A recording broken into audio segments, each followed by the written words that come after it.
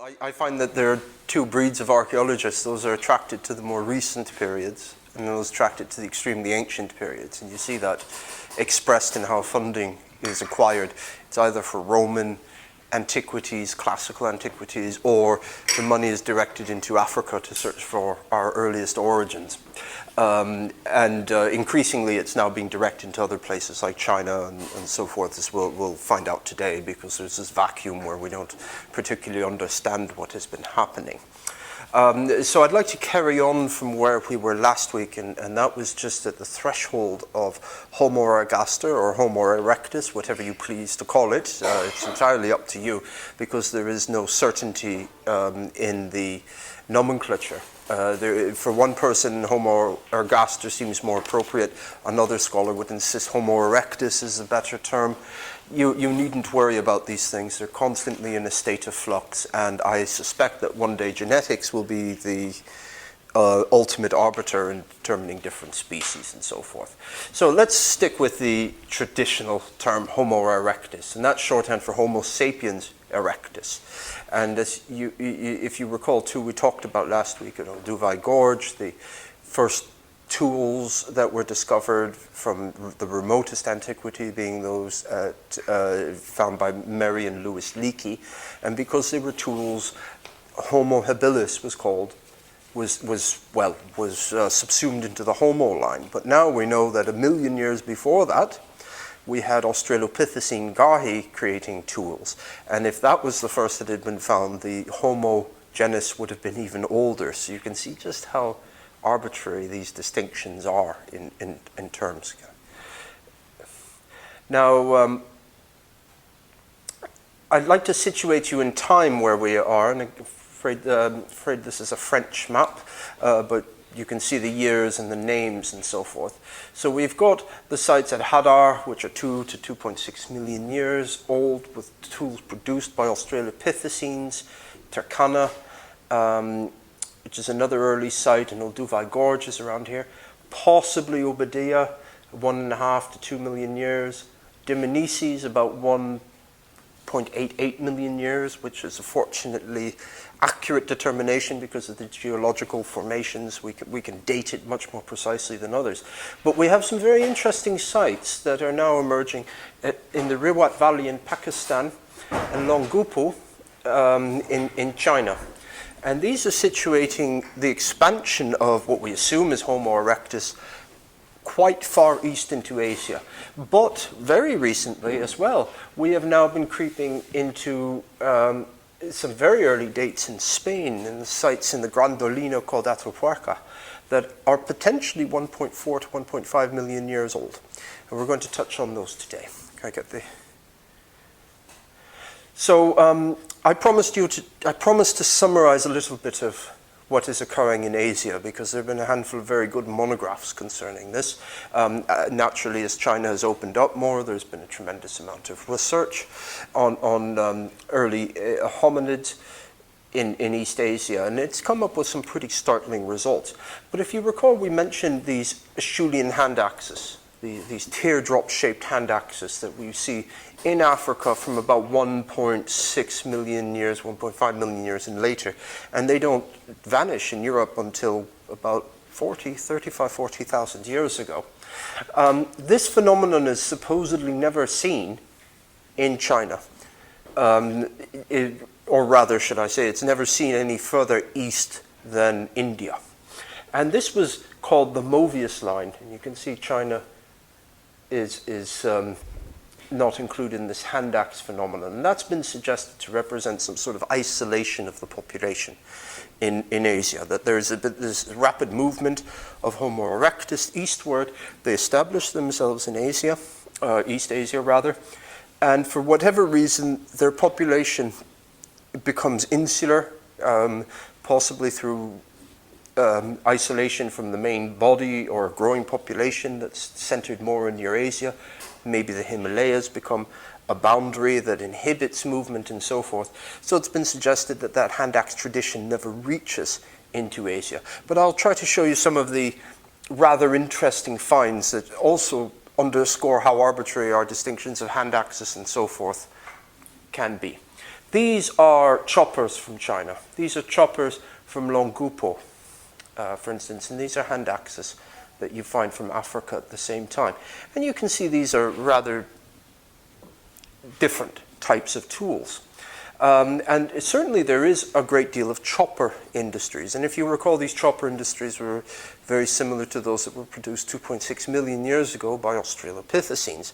And we see them in Dmanisi with the movement into Eurasia. They're choppers, so it's suggesting that this population had left Africa before that hand axe tradition occurred. Can I get the next one, Chris? So it's been suggested that there's cultural isolation. And if you recall, we have all these models of interrelationships on population density, which isn't something that we really want to dwell on a great deal. However, if you recall when we talked about the learning processes of chimpanzees, how they acquire certain new knowledge from the mother, and they must acquire that within the first 18 to 36 months of their lives. Otherwise, they can't acquire it. Is there possibly some phylogenetic barrier to picking these things up? We're not sure, but it's something certainly to consider if the populations move around, if they're taking mates from neighboring cultures. You could see there'd be a very strange transmission of cultural facets. Can I get the next one, Chris? Now, this is a recent site that was explored by a team from the University of Sheffield under Robin Donnell. It was based on a very sound supposition that we have sites that are almost 2 million years old in China. Therefore, we have to have some sort of settlement of hominins between Africa and China. And where shall we look? So they went out, and in Pakistan, obviously an intensely mountainous nation, there are rift valleys that are not dissimilar to those that you see in East Africa. And they chose to look in the Riwat Valley in Pakistan.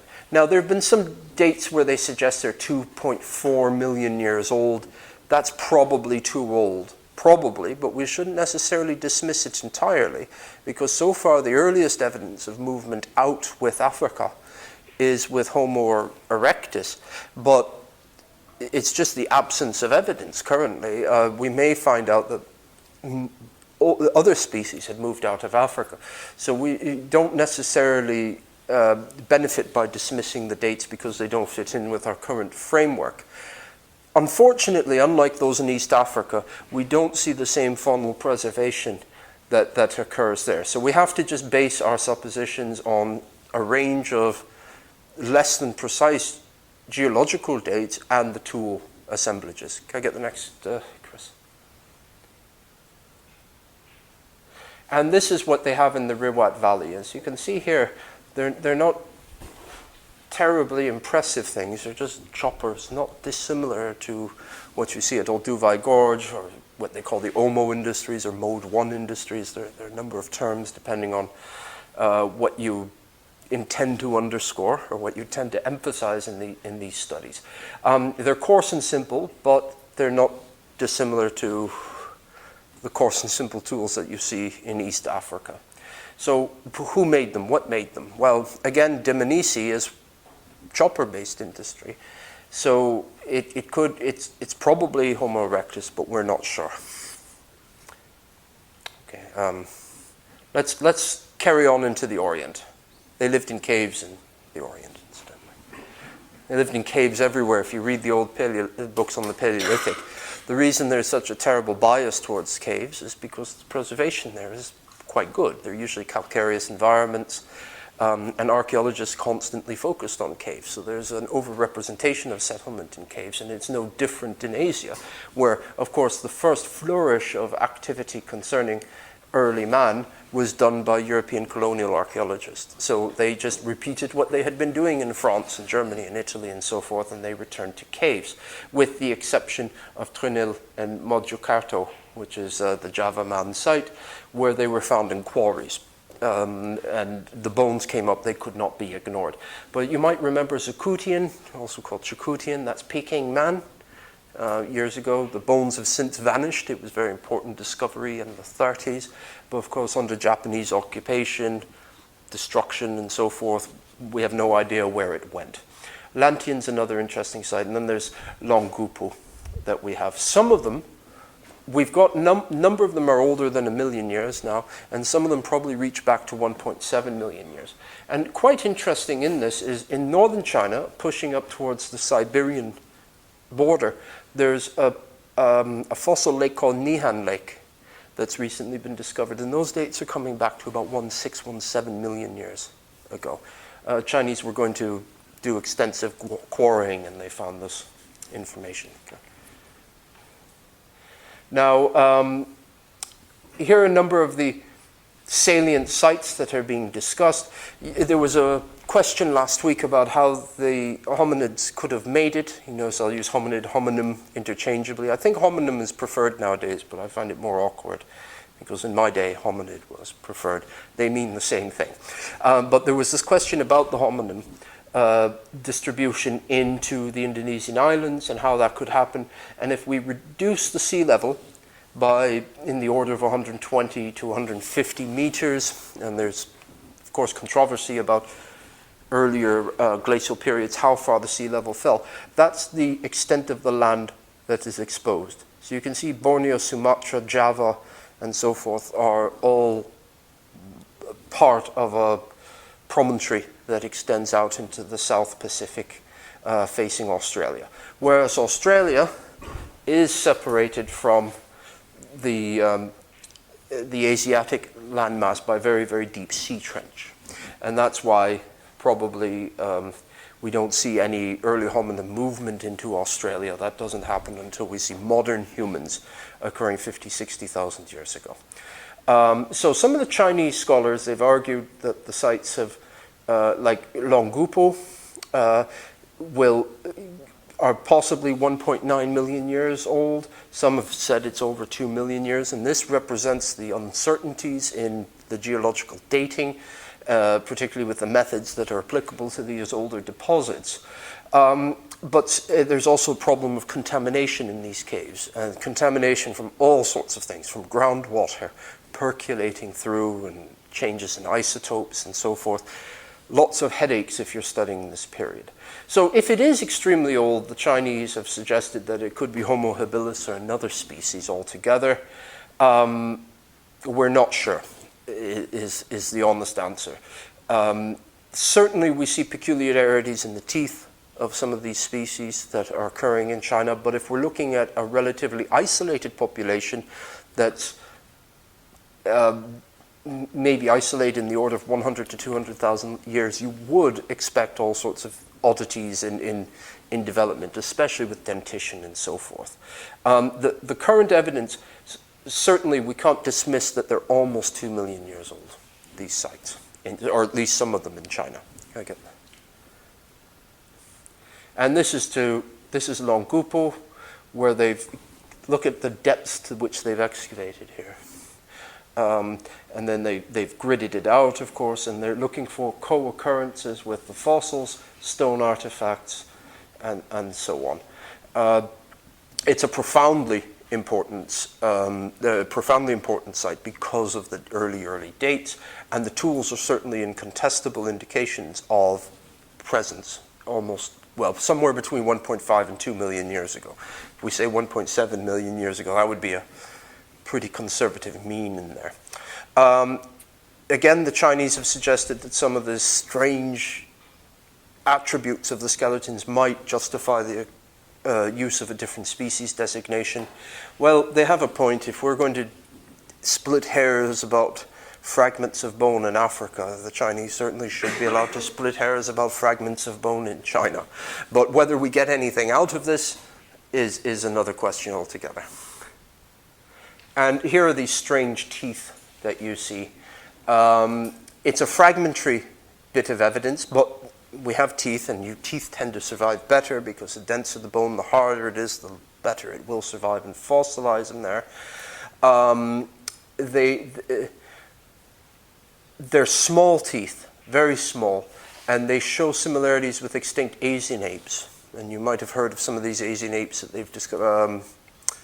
I forget something Giganticus was a giant Asiatic ape that became extinct, and there's always been this notion that there might have been a contribution from other primate lines in there.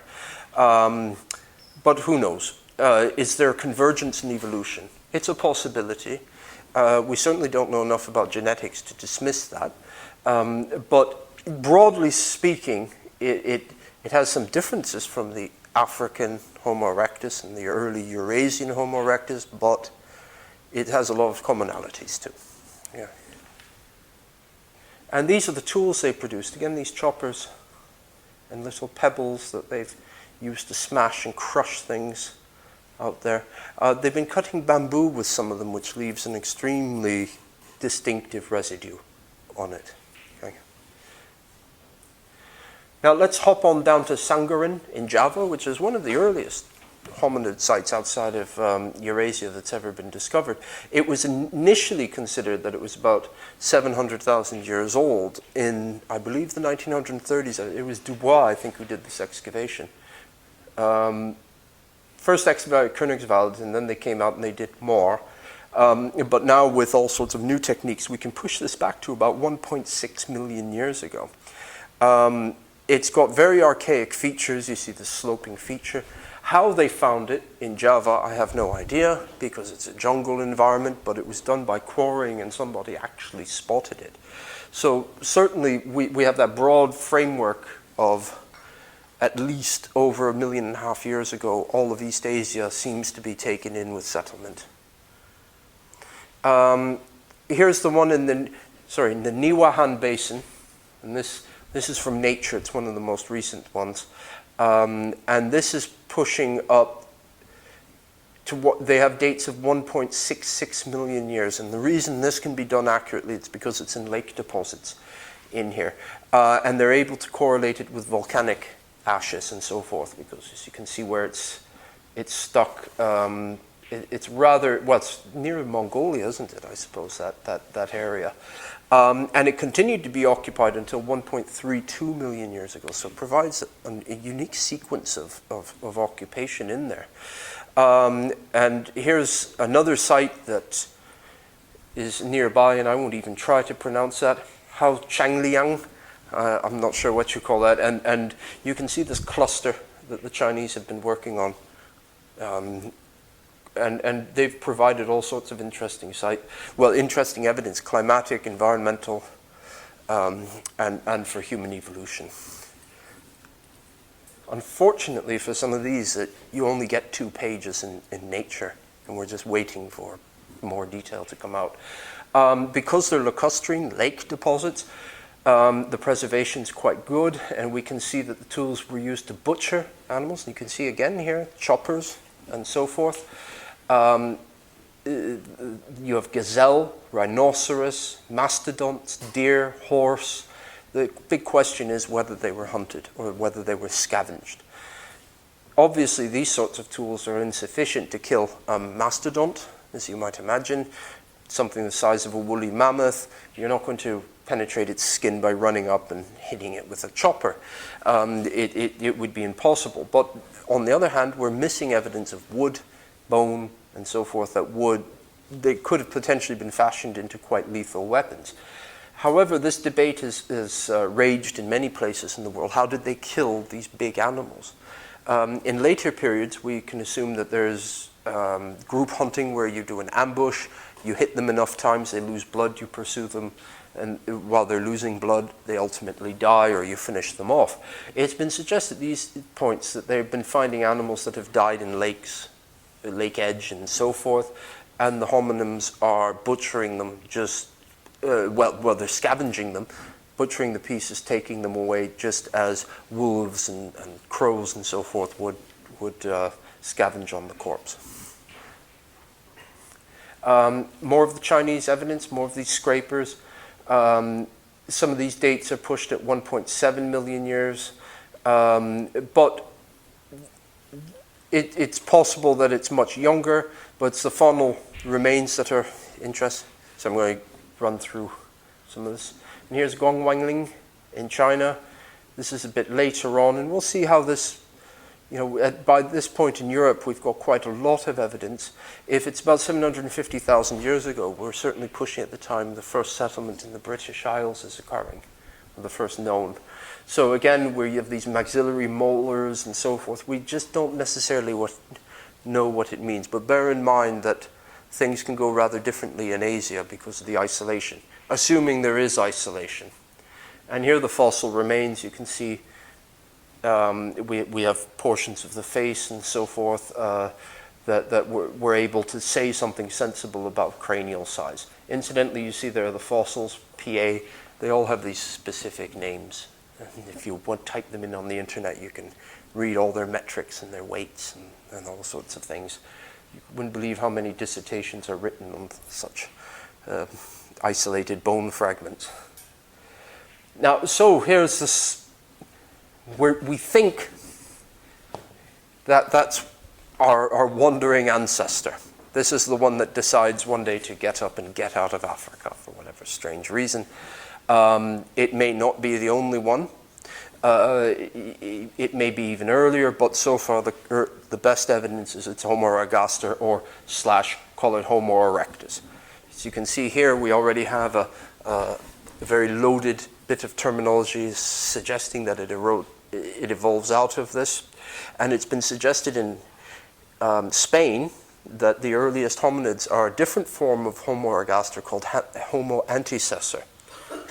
You don't have to worry about these. We would all call all of these Homo erectus nowadays. This is just hair splitting.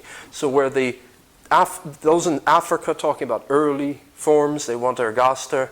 In China, they might want something entirely different, Homo soliensis. And in Europe, we want something different. But what they're really representing is diversification and differentiation in these species as they become more isolated from each other, which is exactly what Darwin predicted and has been demonstrated a number of times. Time, distance will create changes in species. But then at different points, they start to come together again. Yes? Is that diagram work chronologically from top to bottom or bottom to top? Vaguely. It's vaguely chronological. Just those at the top are more recent than those at the bottom. So, but they're not. Don't necessarily try to find any parallel lines, because Homo antecessor, for instance, if it exists as a justifiable concept, is known from only a handful of sites in Spain. So we don't know how long that would extend. The Chinese ones, like why you would have to call Homo soliensis from the Java when there is just two finds all together in there. This you can immediately get the impression of just how subjective these arrangements of hereditary are. Okay. Now I did mention to you that east of the Movius line we don't see the hand axis, and this has been suggesting some sort of cultural isolation, and that might ultimately underpin the differentiation of Asiatic Homo erectus. But here are some sites, here are some artifacts from Yongxian, and they look a lot like hand axes. But because they are found east of the Movius line, they can't be a hand axis, so they're just called specialized choppers. Again, you appreciate this subjectivity here, that you are not allowed to refer to it as such because of tradition. But they are not that dissimilar from a hand axe. So how true is that Movius line? Of course, when Movius was writing this in the 1920s and so forth, it was a fair point. He was synthesizing what was the available evidence, and he had created a hypothesis to account for it. However, now we're beginning to see more, but the weight of tradition is such that we cannot call that a hand axe. There's a lot to maybe suggest that the distinctions are very, very tenuous. That what we really ought to do is reconsider these and reconsider the function and so forth. And those are, your traditional choppers, which of course you continue to see. But choppers are not chronologically indicative. They are a simple tool, but because they're simple, it's like a hammer. There are only so many ways you can make something before it is no longer functional. So the co-occurrence and the continuing use of choppers in some areas might also reflect nothing more than the raw material that's available to them. Like, for instance, I would argue in some parts of Northumberland and the Scottish borders, you would probably have to try to rely on making choppers and with some of the lithic resources if you didn't have access to coasts and so forth. If you get pebbles that are about this big, there are not that many ways to break them. So here's the family portrait for all of us, one way or another. Here they're all standing about, and we'll look at what happens to colonization of Europe. Again, which we have witnessed recently, some extraordinary advances in this study, and it's principally by the work that's being done in Spain, in sites like Atapuerca, but also the Orte Valley. Now, we have huge controversies about the colonization of Europe. Where did it come about from? Ultimately, we know it's African. But did it come in a broad, outflanking motion from the east that cuts up through Dmanisi and the Caucasus and comes into the Ukraine? Or did they actually cross the Straits of Gibraltar? Currently, we can't tell you anything. We can't give you a good explanation. Now, one of the arguments is that they could not cross the Strait of Gibraltar because they were cognitively incapable of creating boats. That's again an extremely tendentious position to take, and this is creating this huge chasm between modern humans and archaic humans, that they don't have the symbolic or cognitive capacity. And some people have argued that this is indicated by still an undeveloped frontal cortex, or at least not nearly as developed as what we see with Neanderthal and modern humans, and they would not have been able to think in advance and create boats. And part of this is justified by pointing at the tools, saying they don't show any great logistic planning. They're very opportunistic, haphazard tools. They're not forcing them to conform to a template. Certainly it's a postulate that can be tested potentially, but certainly we don't. There's no reason to assume that they weren't cognitively able. After all, they had created fire and they had expanded into rather harsh territories like in northern China and so forth. So they certainly possibly could have crossed. At the moment, well, until about 20 years ago, many would have said that there's almost no evidence of occupation in Europe before 500,000 years ago. And there were some very interesting papers that were written on it that sounded very compelling, and then all of a sudden, like a crack of lightning, all sorts of sites just popped up that were well dated. And we'll look at some of these in there. Now, again, sorry, that's the route of colonization. Okay, here we'll return to this because this is what the Spaniards, or at least some of the Spaniards, are saying. Homo ergaster, Africa, Dmanisi, and so forth. Homo erectus, some are trying to suggest we should use that for sort of Eurasiatic phenomenon. And they're suggesting what we see in Europe is Homo antecessor. And that's followed by another European form of erectus called Homo heidelbergensis. And you can guess where that was found. Same with the Neanderthal and the Neander Valley. And it's argued that these form a succession of archaic hominids in Europe that differ from what happens in Asia, where you have Homo erectus and either they become Asiatic Homo sapiens or there's a new movement of Homo sapiens out of there. It's still an extremely controversial, fraught issue to discuss. But when you see these terms, when they're giving these skeletal remains different terms, there's usually an ulterior motive in here, suggesting diversification or isolation and so forth. Okay, here's some of the earliest sites. We're not short of valleys and caverns and so forth. And this is, I believe this is in the Atapuerca in Spain. Now, you can see the number of sites that are now starting to creep up. Atapuerca is in the Gran Dolina, which is towards the north of Spain. I don't think it's quite Basque country in there. It was dated by thermoluminescence to about 900,000 years ago. Some have suggested it's at least 780,000 years ago. Paleomagnetic's not as accurate, but they could say it's at least 780,000. So they're both actually in agreement. The earliest horizons, therefore, as they've gone deeper, are at least now 1 million to 900,000 years old in Spain. And the earliest site that we have is TD6. And that's what they've known. I'm sorry this didn't image well, but as you walk through the valley, you get these limestone occurrences with fissures, and it's in these caves that the Spanish scholars have been studying in particular. And there are sites, several of them are contemporary with TD6, and some of them might actually be older. And in there we get these very interesting 200 artifacts were found. 268 were found. They've described them as older one because they're based on chopper industries, so they're not terribly dissimilar to what you see at Dmanisi or Obadiah. So again, there's a suggestion, is this a population that's been moving and hasn't received that hand axe stimulus? We don't know. But certainly the evidence here is the lithic evidence the lithic material is good. I mean, here are these pieces. They certainly wouldn't struggle to find raw material. And here's the site and the site map and the raw distribution.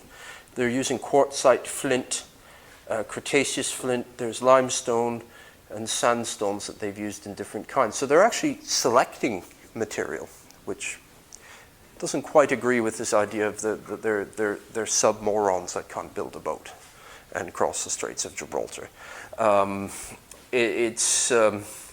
That argument is pushed very hard for those that want to create the cognitive model, that we're different and we're successful as a species because we're able to think symbolically. And these finds, they're not bad actually. Here's the face, more or less, that was found of what they call a Homo antecessor, because it differs a bit from other Homo erectus, but as you would expect. It was about 1.6 to 1.8 meters tall, so it's very tall. It's a very tall species, roughly 90 kilograms. The dates 1.2 to 800,000 years. The tooth eruption pattern, they think they went through the same development stages as us, weaning and losing milk teeth and so forth. Other features, protruding occipital bun, which is at the very back of the head, a low forehead and the lack of a strong chin. And the occipital bun is supposed to indicate that you still need really strong jaw muscles to chew. Oh, yeah, thanks. And let's skip the dentition. I never like talking about that. Some people really get excited about it in these studies. But if I was that excited, I might have studied dentistry.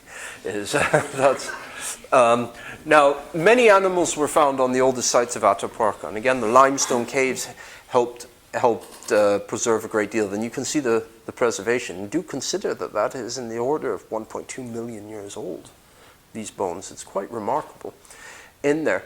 They're cut marks, so they're certainly processed by humans. But because they're cutting the joints does not mean that they're killing the animals.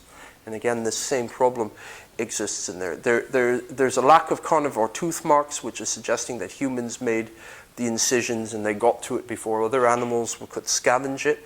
But of course, if you're making a lot of noise and fire and so forth, you might scare away hyenas and so forth. Small animal remains at Cima del Elefante site. They suggest that it was a warm climate with some cooler shifts, so maybe a little more continental than exists. Large quantities of meat were consumed, and some of the large bones were broken to obtain marrow, and young horse and deer are particularly common. And you have these big migratory horse populations in Europe at that time. So we're seeing certainly a structured exploitation of animals, but it need not mean hunting. But how do you improve hunting? We take for granted in more recent periods that all the fauna that you find on the site are hunted. And there's a good case to be made by the time we introduce archery and atlatls and things of this sort. But it does make you wonder if we're not raising the burden of proof for early hominids to be extremely high. Because if we found this from medieval deposit, we would certainly insist that they were hunted. But it's only because of the antiquity of the remains that there's a suggestion of scavenging. And here's Pakefield in Suffolk. Very interesting site. And under the cover sands, under lenses of peat, you've got organic peat deposits at the base here. And it's from these that are eroding out as the North Sea hits this coast that we have the earliest finds now in the British Isles. And they date to about 750,000 years ago. They're not particularly impressive. I think there are only 18 finds of flakes and so forth. And here's Pakefield. And the coast was close by in there, and this is the course of the different rivers at this time, 750,000 years ago. There was a fossil river called the Bytham, which branched, and you got the Thames and the Bytham River, and Pakefield was on the edge of that. Now, we will not see this sort of evidence probably in our part of Britain. In fact, you won't probably see it anywhere north of Yorkshire.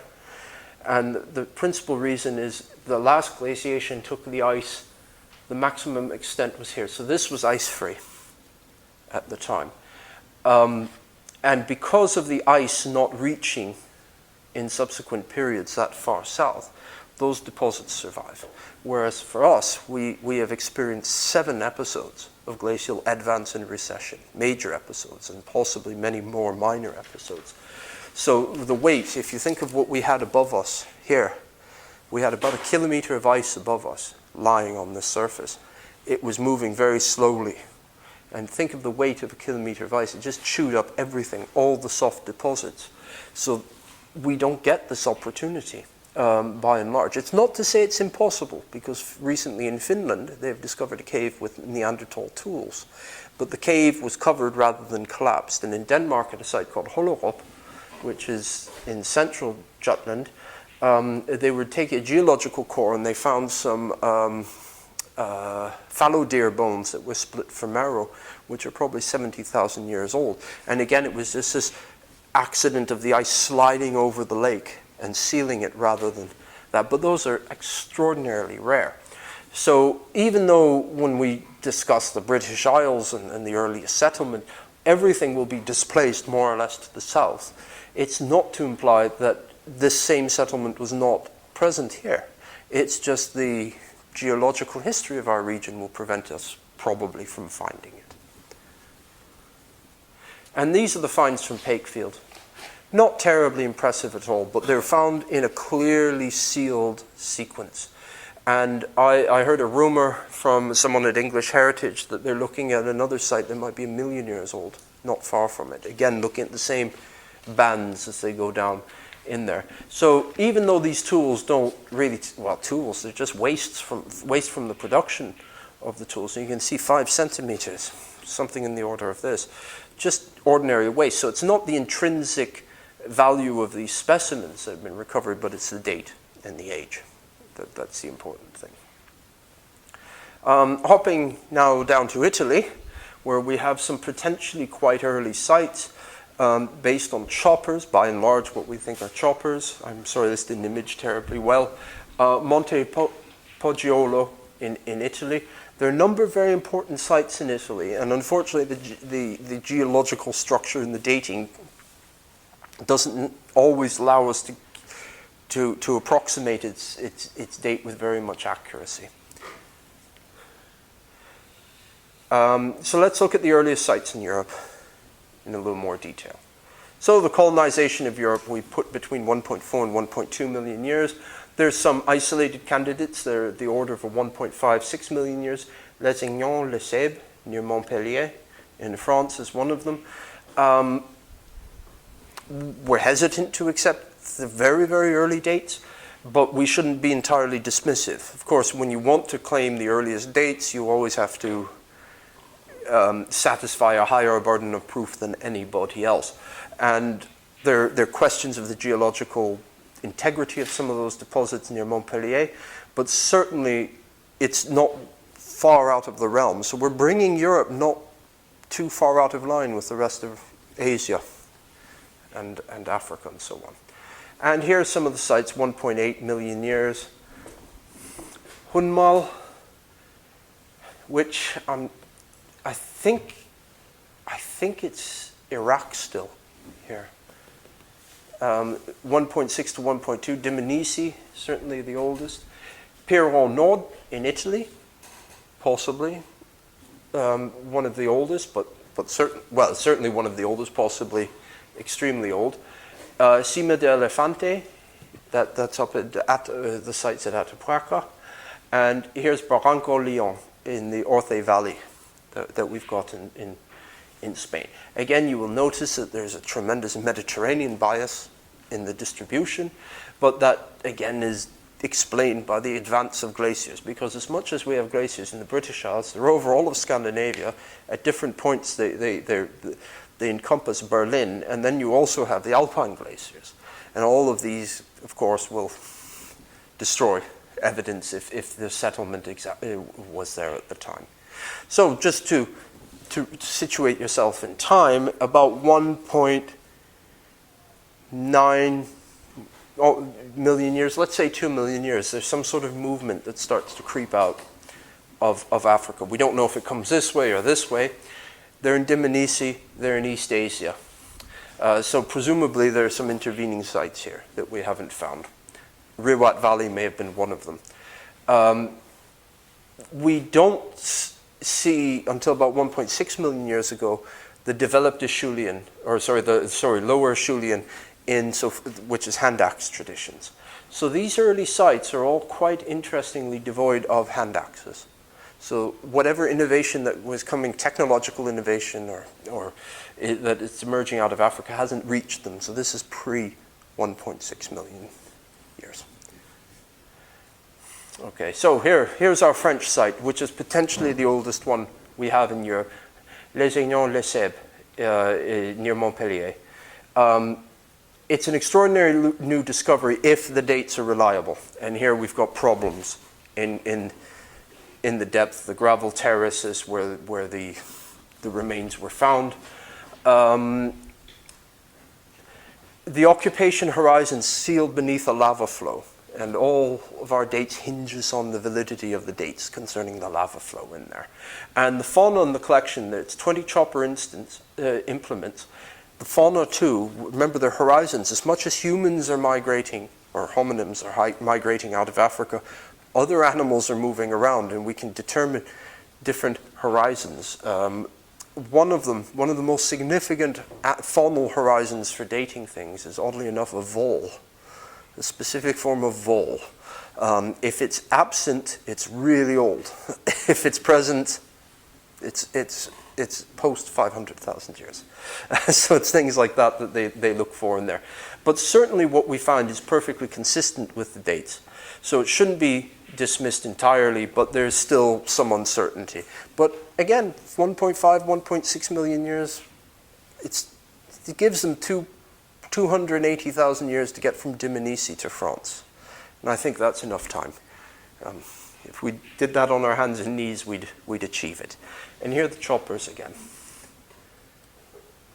And again, small things for chopping in there.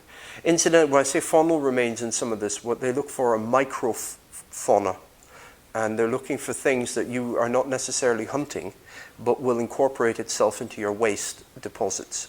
So when you throw out your bone, the bone might decay, but you might get little snails and beetles and things of this sort in there. And the geologist will sieve this down to 1/100th to 1,000th of a millimeter in flotation. You'll get these little fragments, and they're extremely important indicators of age. You would not ordinarily do that with any other site unless you were specifically seeking some evidence of beetle or something for climatic indicators, but they do this routinely on these extremely remote sites because you need that to confirm your dating with the error ranges. So let's look at Pedersen. This has been dated to as early as 1.6 million years, again from the fauna.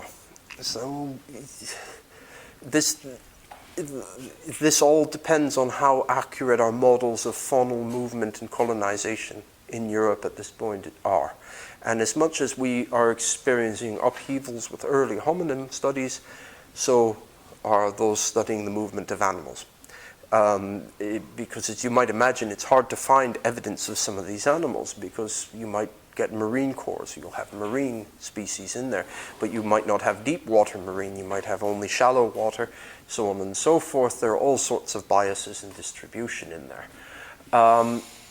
So it's not necessarily well chronicled in there. So the micromammalian, mostly rodents whose presence or absence is used to determine it, is not necessarily the best way to approach it. But again, we've got choppers.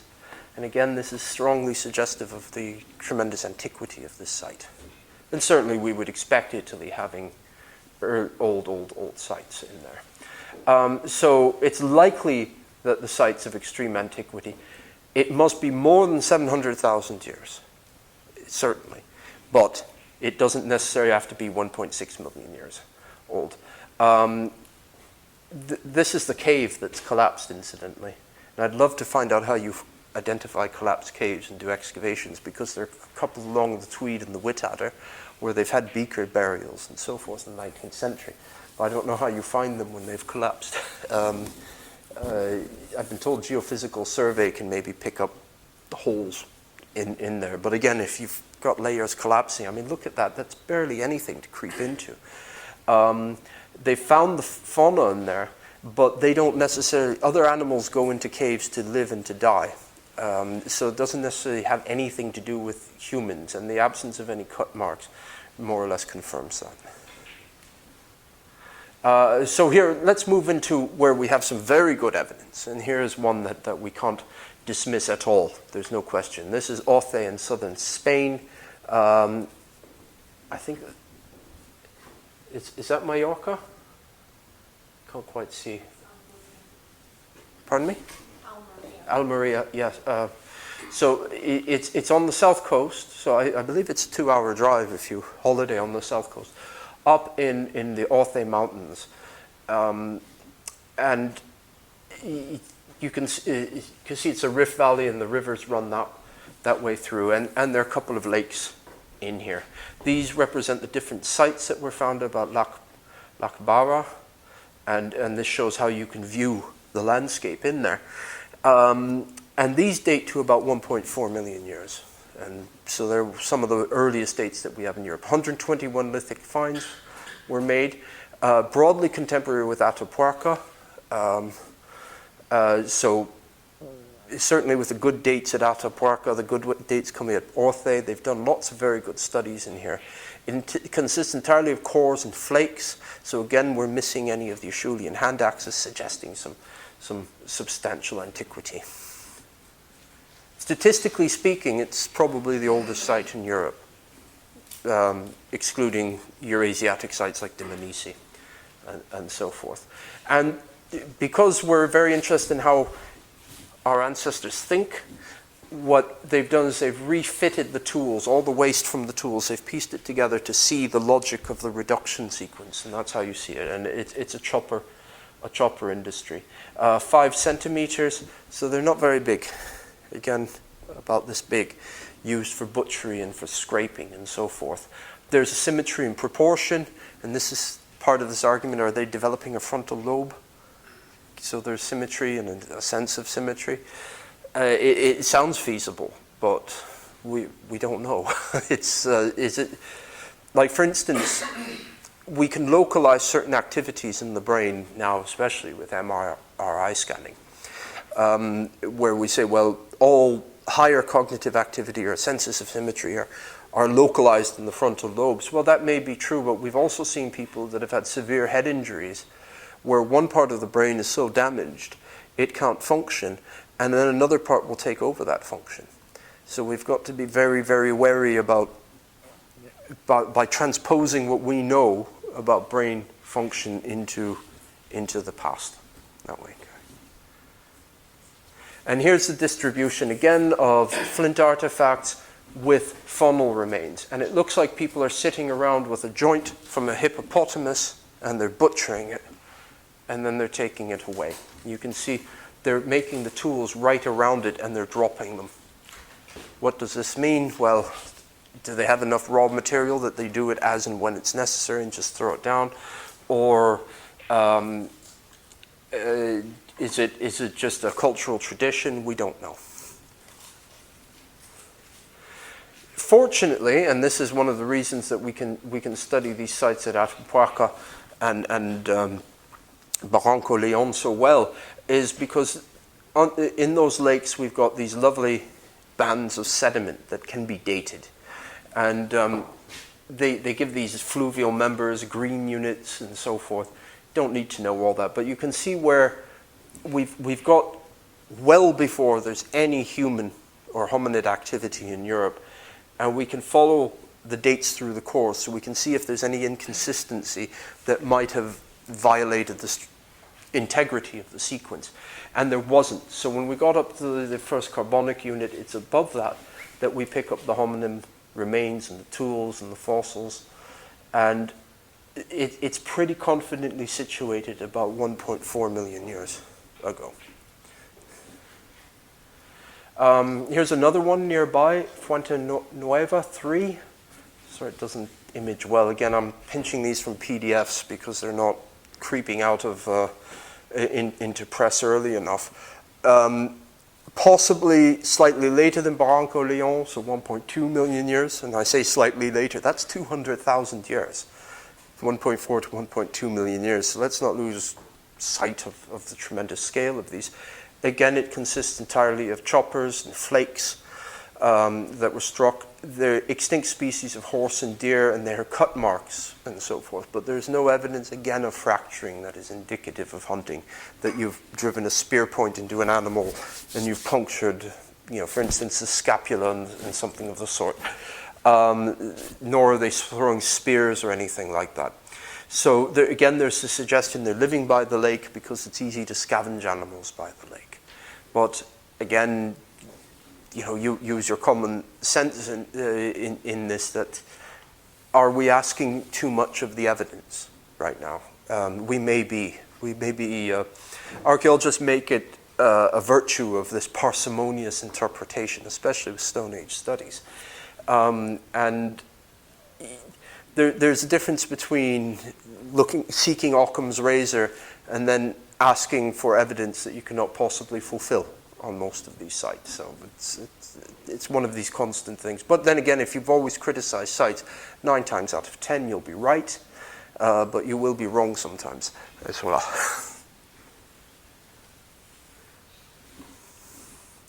And here's the lithic material. Again, you can see this consistency in the chopper tradition. So why are they maintaining this? Potentially, they could have been exposed to the Julian hand axes, but it's not come in. Does this reflect an insular European population that it originates from those earliest settlers that came out, and there's not been too much social intercourse into those regions where the Acheulean hand axes have developed? Or is there something else at play? Consider, again, the chimpanzee learning patterns about how it must learn from the mother within 2 years, or it cannot acquire the skills. Or are these cultural preferences? And certainly because they're archaic homonyms doesn't mean that they don't have a cultural preference, that they prefer to use choppers and so forth. It's a very difficult question to answer, and I don't think we're anywhere near to doing this just yet.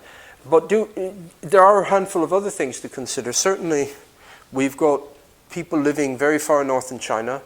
We have them living in the Riwat Valley. We have them in Georgia. We potentially have them near Montpellier, which is beginning to creep up to higher altitudes and so forth. These are not of insignificant altitude either. So they need fire. and probably also they need skins to process. And it's not surprising that we see the number of scrapers, that they're processing the skins to make clothing of some sort. Now, there is a strange study that was done, probably a couple of years ago now, where they're trying to say that we were naked until about 800,000 years ago, that we ran around naked. And the reason for that is a study of the genetic changes of body lice, that they don't seem to have attached themselves to us until, actually, I think it might have been 80,000 years ago. I don't doubt what they've discovered about body lice, but that does not necessarily mean that we were unclothed beforehand. It could only mean that the lice haven't adapted to have this symbiotic relationship with us until then. We have to be wary about things like that. I cannot imagine how you could live that far north in China and go unclothed and survive. And the fact that we're here today probably means we survived. And certainly in China, they survived 300. If you look at the Niuehan basin, the earliest dates from 1.7 to 1.3 million years. They managed to survive for 400,000 years up there. So they did something quite right. Okay. Now, there was formerly a discussion or formally an argument to the effect that there was almost no evidence of settlement in excess of 550,000 years ago, which for the aficionados is called oxygen isotope stage 13. Because these oxygen isotope stages are very well dated now. And it was suggested that there's almost no evidence of hominin occupation in Europe before that. And this prevailed until about 15, 20 years ago, until sites like Atapuerca and those in the Orthe Valley were found. But there is a real distinction, though, that we seem to see a vast quantity of sites emerge after 550,000 years. And I mean vast quantity relative to what we have otherwise. It's still not a very vast quantity of sites at all. And we have an increase in site quantity, and especially in the British Isles. It's a puzzling development because there is no obvious climatic threshold that was passed. Why should we have more sites surviving? Does this represent increased visibility? Because the sites at this time, we see Acheulean hand axes. They seem to dominate or comprise a large proportion of the tool kits at the time. Or is it because we're more interested in the period, that these were identified in caves and quarries and so forth? There are a number of very serious problems of interpretation. But we have to bear in mind too that the ice, this is the southernmost limit of the ice 550,000 years ago, and all subsequent glaciations don't proceed that far south, meaning that we have more of the British Isles available for us to look at. And there's some very ancient drainage sequences in the British Isles, the Thames being one of them. So the Thames is a terraced river that represents the drainage. As rivers age, they cut down deeper in the landscape, so the higher the terrace, the older they are. And these have also been associated with a great deal of gravel extraction in the south of England, and through these a number of sites have been found. So we can't quite, is this more apparent than real? Is it just that we're hitting them because of the planning process, because of research interests, and the fact that they've targeted the Thames? You've got Oxford and Cambridge and London and Southampton are all racing to find these early sites as well. They have lower Paleolithic experts, particularly Southampton, incidentally. And as you can see, here's Boxgrove in Sussex, possibly our most famous site. And there's a very detailed monograph on it, which is as dry as watching, it's boring as watching paint dry. And then the other one is a much more interesting popular book on Boxgrove. And you can see the sequence here through the sands and the rock deposits representing different glacial sequences, and the cultural deposits here at the bottom, you can see cutting through the Thames. Did you ever do any digs down there? Chris? Not on the Thames or anything? When we were in With Northampton, yeah. Did you hit any Paleolithic? No. As you might imagine, how do you find these things? Look at that. You're not going to field walk for it. You do find them field walking occasionally, but sometimes it's redeposited. I mean, you hear of them being found every now and then in commercial excavations. I have no idea how they do it. Maybe sand extraction. yeah, and I suspect too, if it's a sensitive landscape, you probably have these people from Southampton come in and say, down to this level, and then I want to see, and things of this sort. But you know, imagine the challenge of that sort of thing. And look at that section, how outstanding. You never see things like that. So it's a wonderful site, and you'll see deposits or finds from this at the British Museum.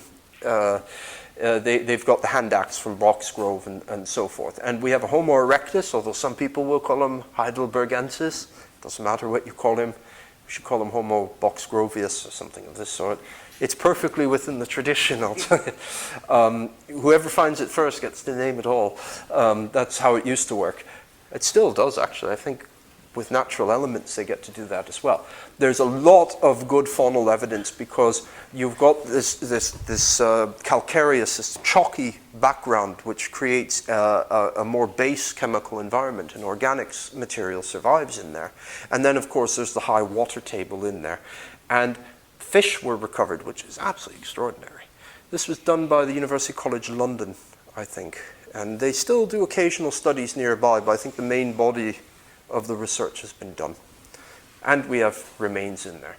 And we've got the Slinden Sands, lower brick earths, and they've done all these great geological studies. And here again you can see the organic deposits that have cut through, and the horizons or locations of the artifacts.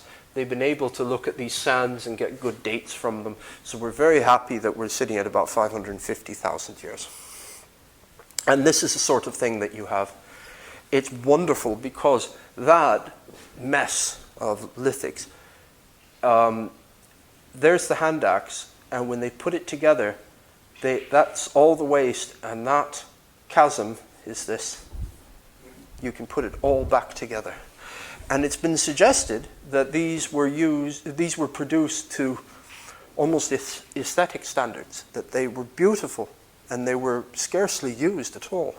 Could be, you know, why shouldn't these early people be proud of their work? But on the other hand, I think that's overstating how hard these things are to make. They look hard to us if we haven't produced them before.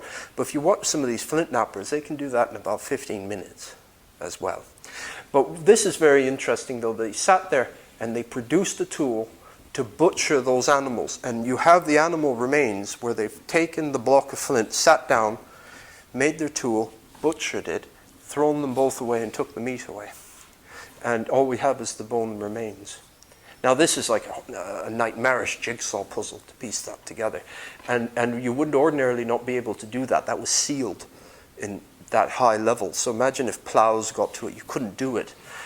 So it was a very fortunate study that was done there. Now it was a very different world back then, and these are the rivers. You can see the Thames is an ancient drainage, and so is the Somme and the Seine. And this is why early Paleolithic studies have always been focused on the Somme, the Seine, and the Thames. Lesser so to the Schelde, the Rhine, the Weser, and the Elbe, and so forth. But if you notice these red arrows, they all join together in a massive estuary in the middle of the North Sea, which you'll hear about in the Mesolithic studies. We'd love to know what's going on up there. But it happens to be out in the middle of the North Sea, which causes extreme difficulties in locating the sites. Imagine the sand, the sediment accumulation in there. Norfolk, Suffolk, and so Cambridgeshire, these dominate the studies, and you can see why here. And to a lesser extent, the Solent River. Here's the land bridge, and you had the English Channel as a river, essentially a river. And here you see the blocks of where research is going on. The Thames, almost entirely covered, bits in Wales, and then a couple of ancient rivers that define that fossil river of Bytham, Now they're out at Pakefield. So you see the tremendous spatial bias in research. But again, bear in mind the reason for that is the extent of the ice. I'm sure no one reasonably would deny that we had sites up here, that there was, at some point in this remote period, we had hominids extending their settlement up this way, but we're never going to find it. Or if we find it, it would be the most extraordinary occurrence. We would require the best of luck and the most extraordinary circumstances at the same time. Now, hopping down to France, here's a site from roughly the same time, and here's Terra Amata. Again, the hand axe tradition. But what was very interesting about Terra Amata is we actually have a structure. And this is the reconstruction of it, where you had a stone ring, a fire pit, a handful of post holes, and the tools. So you can imagine that whomever was at Boxgrove was sitting in a small little lean-to or a tent of some sort, butchering the animals and moving on in a wetland, or, well, a marshy environment by a river, somewhere where the animals are gathering, possibly as hunters know nowadays, to speak to American hunters, Native Americans and so forth, that they know that dawn and dusk, the animals will come down to drink. It's a good place to hunt them. It's a good place to wound them. It's harder for them to get away. If it's a big animal, you can float the carcass on the water because you have a logistic problem. Imagine killing a rhinoceros, which these people did. How do you move 1.5 tons of meat? It's not easy, but you can float them in rivers and so forth. Clacton-on-Sea, not known for much.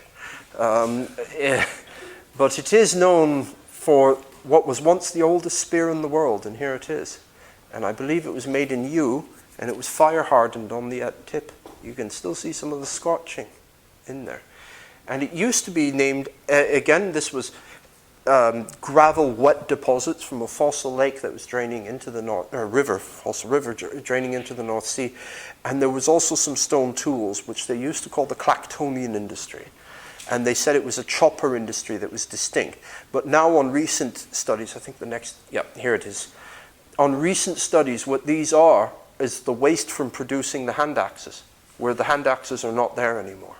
They've just taken the hand axes away, unlike Boxgrove, for instance. So I'm trying to paste so we have a lot more evidence now.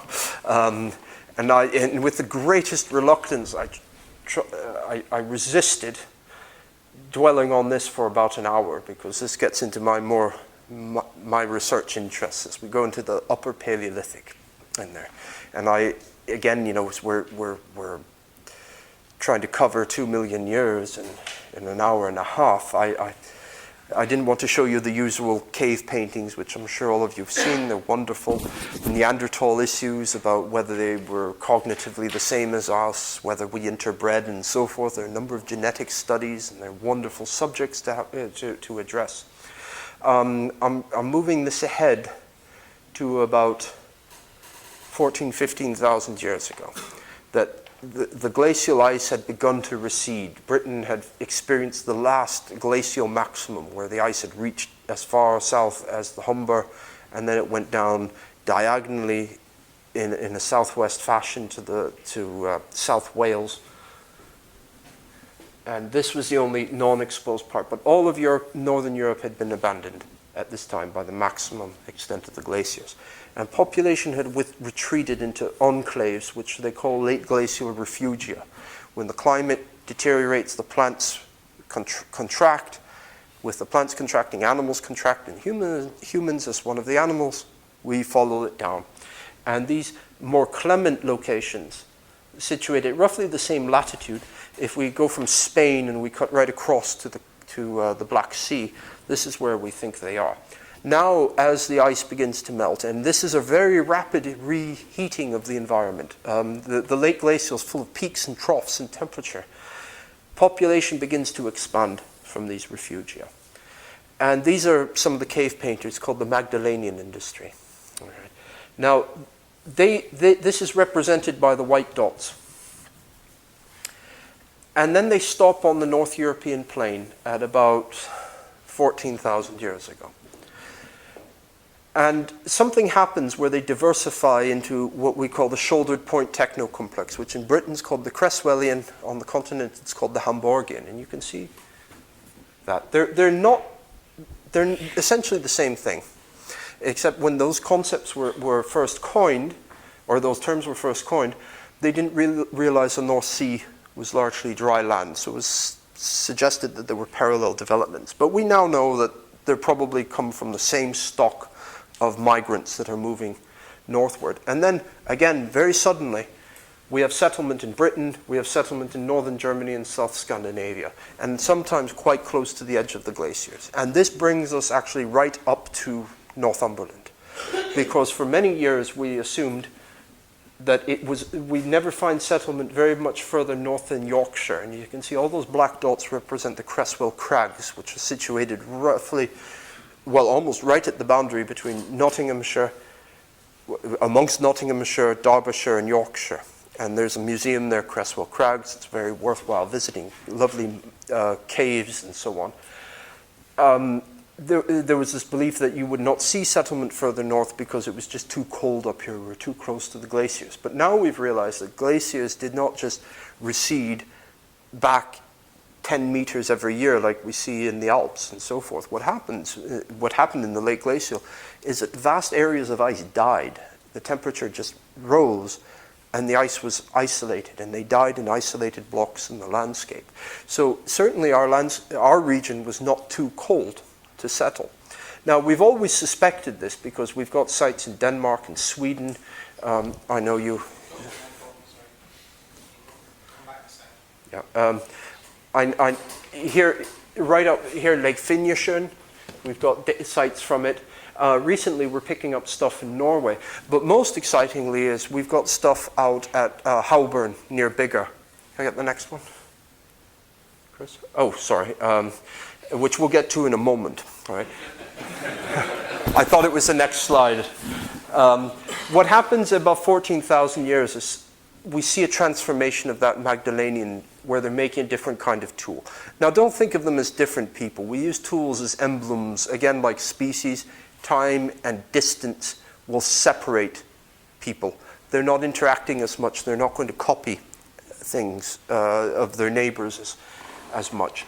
And we think what's happening is that as the tree line's moving further north, those that are specializing in hunting of sort of the colder environment game are moving further north. It might not be a conscious thing. It might just be that you're ever so slowly creeping up northward. And we think we see sites like Schwächkau in Germany on the Elbe, where this diversification happens. And to give you a sense, because some of the main sites in Northern Europe are based on reindeer, which is the same species as caribou, but caribou is a term reserved for the Americas. And these are the ranges of caribou herds in North America. These barren land caribous, the caribou are the most famous. They come on the Uriak herds that are now about 500,000 animals, probably more than 2 million in antiquity, it's been suggested. Now, to get the sense of the scale of this is if you dropped all of the British Isles here, that's how big they would be in there. So you can see that these reindeer would have migrated across that North Sea from northern Germany and South Scandinavia and back in a year. And potentially humans would intercept them out there at a different time. So this explains mobility and similarity across these vast regions. And we have these sites at Meyendorf and Stellmoor in particular, where there are thousands of remains. And you can't keep up with them. You can theoretically, but it would mean 30 days of running 40 miles a day or something like that. No one's going to do that with children and your kit on your back.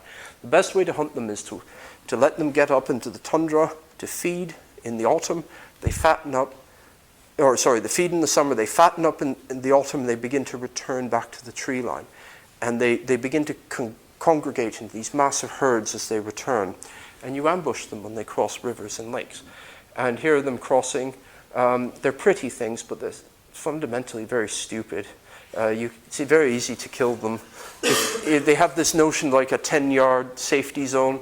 So if you take one step within it, they take one step out of it.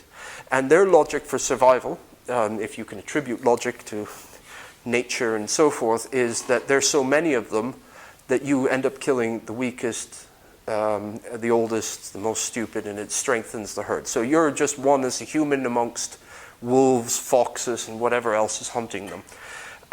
And you can kill hundreds, if not thousands, in a single season in an ambush. It sounds profligate, but on the other hand, in many of these environments, if you're living on the tundra or the tree line, those animals will have to get you through the winter. And certainly amongst the Chippewayan Indians, there are mentions of, for instance, Samuel Hearne, who was the first explorer. There were stories of starvation routinely in there. These are from Meyendorf and Stellmoor in northern Germany. These are the marks of where they were wounded on that. You can see they're being stabbed downward, being stabbed as they're crossing the river, and it's lakes and rivers crossings. Okay. And here's one from Slotseng in Denmark at the bottom of Kettlehall. That's 13,000 years old. And that's a Hamburg projectile that's put through a reindeer bone in there. And you also see ritual activity in these lakes and bogs, and this is Meyendorf as well, where they've cut open, they've put a rock and sunk it to the bottom of the lake. It was suggested that this was done to preserve the meat because it's a cold lake, but this is, out of the thousands of animals they could have preserved, these are older and more emaciated specimens. So it's been suggested that these are some sorts of sacrifices, and they've been found in numerous instances. And these are the Hamburg points. This is a Zinken, a very special form. Here's a Hamburg point and that distinctive shouldered point. Those are from Slotseng in Denmark. And these are from Hauburn near Bigger in the Der Reservoir.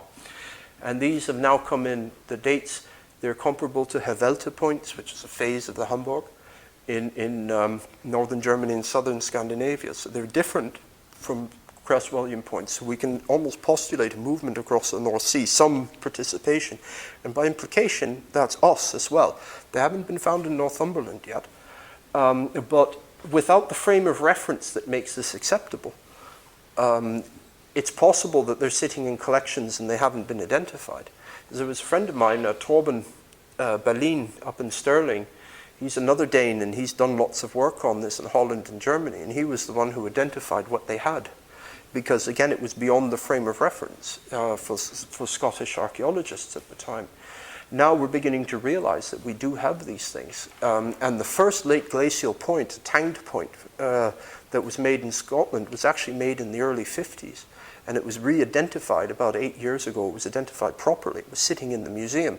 So maybe some of the biggest discoveries will come through just paging through or going through every specimen in the collections at the Great North Museum and so forth. So that takes us up to the end of the late glacial. There's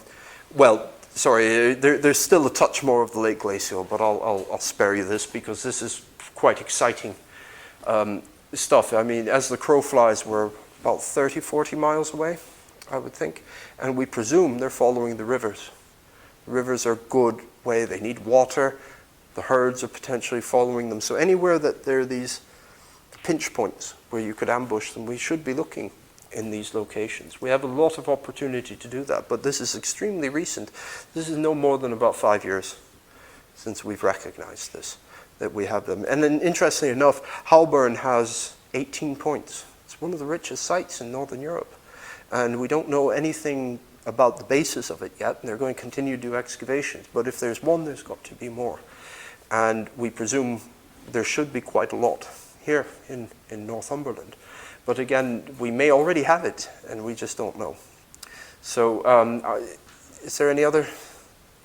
I think that's it, yeah. So that takes us up to about 13,000 years ago. And I think in the next lecture that you'll hear Lizzie give, she'll pick it up into the Mesolithic when the forests are beginning to encroach, of which we have relatively good evidence here in Northumberland. It's starting to come together, and this is one of the more exciting regions of the British Isles for research at the moment. Okay, thanks.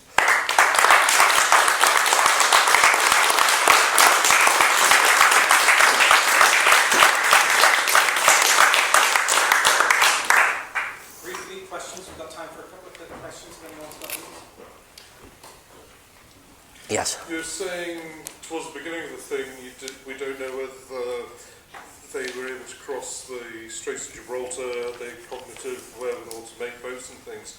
But you had been talking just a little before that about sea levels having dropped in Southeast Asia, so that Singapore, etc., Borneo was all one landmass. Would there not have been a land bridge across the Straits of Gibraltar? No, too deep. Or would it not have narrowed somewhat? It would have narrowed somewhat, but it's an extremely deep trench there, so it would not have been exposed at any point. Presumably also it's a high, strong current location, but that of course can also work in favor of people crossing. If you get the current, you can be pushed where you want to go. There would have been the sea, but it might not have been as wide. You can see across nowadays, so if we drop it by, you might gain a mile. Makes it even easier to cross, potentially. Probably, yeah. Chimps can swim, so it's probably something we could all do. Yeah, and why not? It's a possibility. Do you have a date off the top of your head of the swimmers? Pardon me? The cave of the swimmers down in the northern Sudan. No, There are what I understand to be Paleolithic paintings. Yeah. Swimming and hunting in the water. I would wonder if that's probably late. Well, about 16,000, 18,000, I'd think, just because most of those Paleolithic carvings in Africa are that age. But just because we'd be hesitant to do it, when you look at just look at the Caribbean, the men that go diving for shells, they do it from childhood, and it doesn't bother them in the slightest. They're half amphibian, more or less. They spend half their life in the water. So again, we might be projecting our cultural biases where we wouldn't think of swimming across the Gibraltar Straits, whereas it might be not unwise and different things. Yes. The impression I was left with, the hand axes were first seen about 1.6 million years ago in Africa. Yes. There's no evidence of them appearing to Europe until after 550. Oh no, sorry, that's misleading. At about 1,000,000 to 800,000 years ago, they show up in Europe. But we're lacking a lot of the sites from that early period to actually ascertain when they do appear, certainly. They may actually, for all we know, be in Europe 1.4 million years ago as well in other places. We just haven't been able to recognize that just yet. So there are many gaps. Even though I present this much as a narrative, it's connecting very distant points and making tremendous inferences in the intermediate stages.